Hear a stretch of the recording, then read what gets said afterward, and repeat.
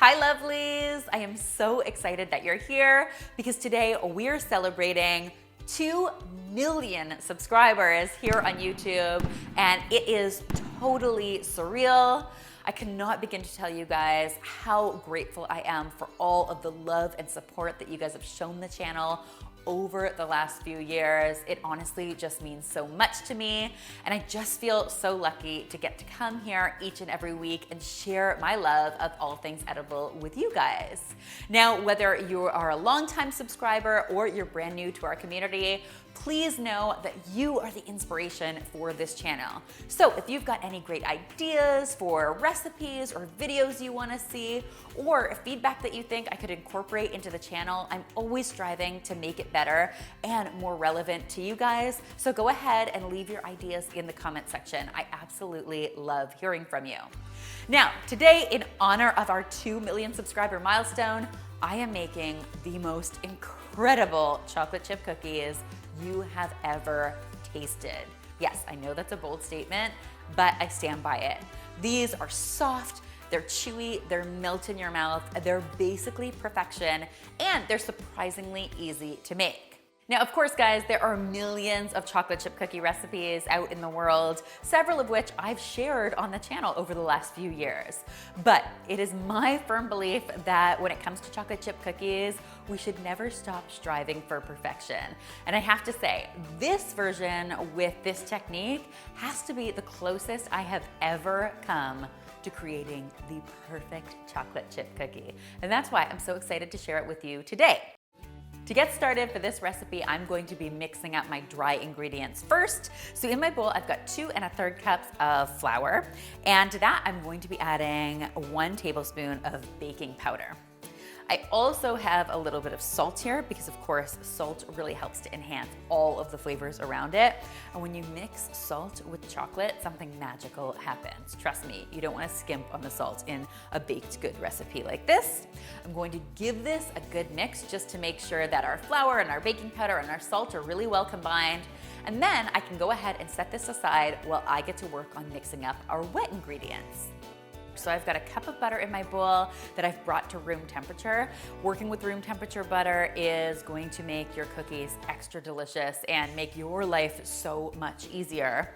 Now I'm just gonna get in here with my hand mixer and give this butter a really nice beat. I wanna get it nice and light and fluffy.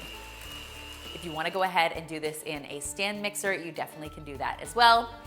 Once my butter is nice and light and fluffy, I'll go ahead and add my sugar to this. So I'm using a combination of brown sugar and white sugar.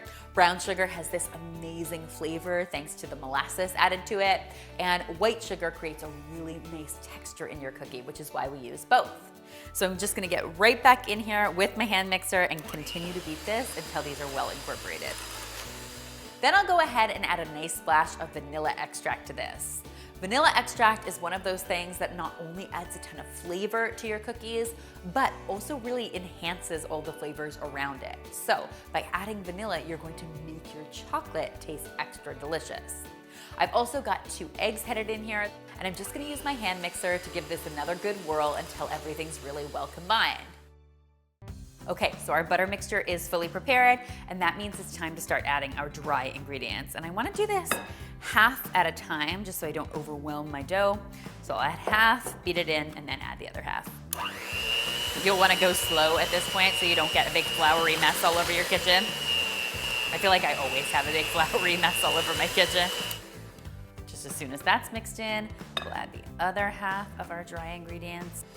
Mix it all up until I've created this really beautiful dough. Now, I should mention, at this point, what we have here is nothing more than just a classic cookie dough. It's got really good flavor and texture, it's gonna bake up really beautifully, but there's nothing inherently special about this yet. The next step is where the magic really happens, and that's because in these cookies, instead of using traditional chocolate chips, we're going to be using some hand-chopped semi-sweet chocolate. And I have to tell you, by hand chopping your chocolate like this, you are going to get so much more chocolate in each and every bite, and the results are absolutely amazing. So I'm just gonna go ahead and get in here with about 12 ounces of semi-sweet chocolate. Just so you know, That's a lot. We're not skimping here. This is a celebration after all, and we wanna make sure that we are getting an ultra chocolatey cookie. I'm just gonna go ahead and use a wooden spoon to get this mixed in. I've tried to do this with silicone spoons before, but they just have too much bend in them. So it's nice to use something that's got a little more firmness to it. Now, at this point, I will admit that the intensity of my cookie craving is at an all-time high. But we do not want to rush these cookies. The most important step to making the texture perfect here is to chill my dough. And that means I've got to get it into the refrigerator covered for at least 2 hours.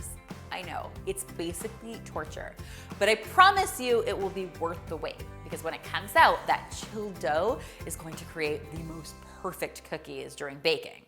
All right, friends, it's been 2 hours. My dough is amply chilled, and it's time to start forming my cookies. So for these cookies, I want them to be big. We are celebrating after all, so I'm actually using an ice cream scoop for this. Usually I use my little cookie scoop, but today I'm going with an ice cream scoop. And what I'm gonna do is just roll it into a ball and then press it into a little disc before arranging it on my parchment-lined baking sheet. I don't wanna leave it really mounded in the center because my cookies won't bake evenly. So by just pressing it down into a disc, you're gonna make sure you get much more even cooking. Oh my gosh, these are gonna be amazing. I am so excited. Now at this point, these cookies are ready for baking.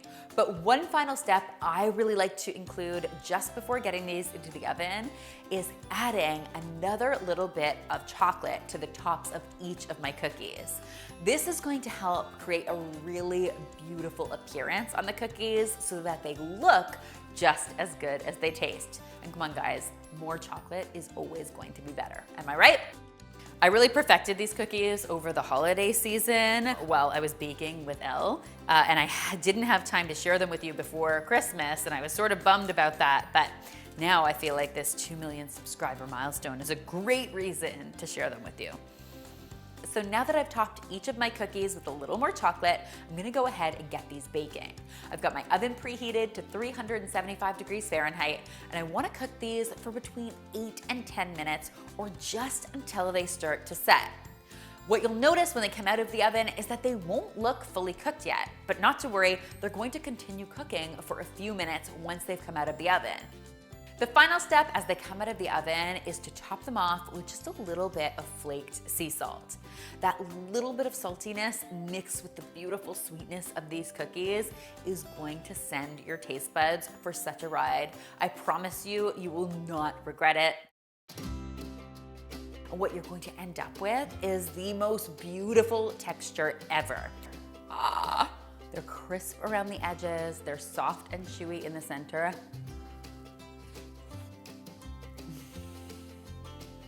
That is everything you want in a cookie and more. Basically, cookie magic.